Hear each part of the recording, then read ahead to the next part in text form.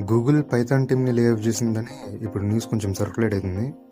So కొందరు ఎవరైతే ఇప్పుడు పైథాన్ నేర్చుకుంటున్నారో ఆల్రెడీ నేర్చుకున్నారో వాళ్ళలో కొందరు డౌట్ పడుతున్నారు, మరి గూగుల్లోనే పైథాన్ టీమ్ ఇస్తే మరి మా పరిస్థితి ఏందని. బట్ అసలు ఏం జరిగిందో చూస్తే ఫస్ట్ ఈ న్యూస్ ఎట్లా బయటకు వచ్చిందంటే, వీళ్ళు ఎవరైతే ఫైర్ చేయబడ్డారో వాళ్ళు వాళ్ళ సోషల్ మీడియా ప్లాట్ఫామ్స్లలో పోస్ట్ చేసిండ్రు, అట్లా అందరికీ తెలిసింది. సో తర్వాత గూగుల్ కూడా రెస్పాండ్ అయింది దీని మీద.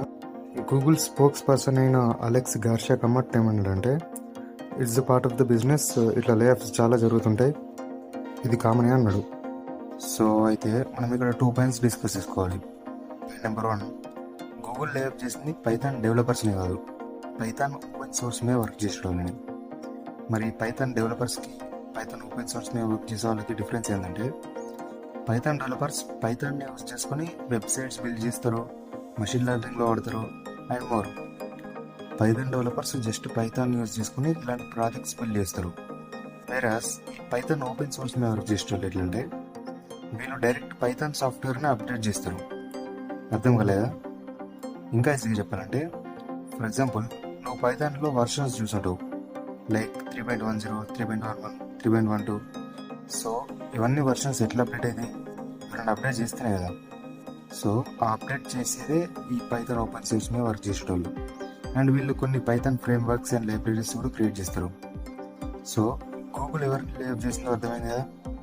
నెక్స్ట్ పాయింట్ నెంబర్ 2, గూగుల్ వాళ్ళని జస్ట్ లే ఆఫ్ చేయలేదు, వాళ్ళని ఇంకొక టీంతో రీప్లేస్ చేసింది.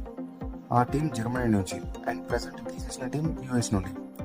మరి ఇట్లా రీప్లేస్ చేయడానికి కారణం ఎగ్జాక్ట్గా ఏందో తెలీదు, బట్ ఎక్కువ మంది అంటున్నారు ఏంటంటే, యూఎస్తో పోలిస్తే జర్మనీలో ఇంకా లో సాలరీస్తోనే అయిపోతుందని అంటున్నారు. బట్ ఇది ఎంతవరకు నిజమో తెలీదు.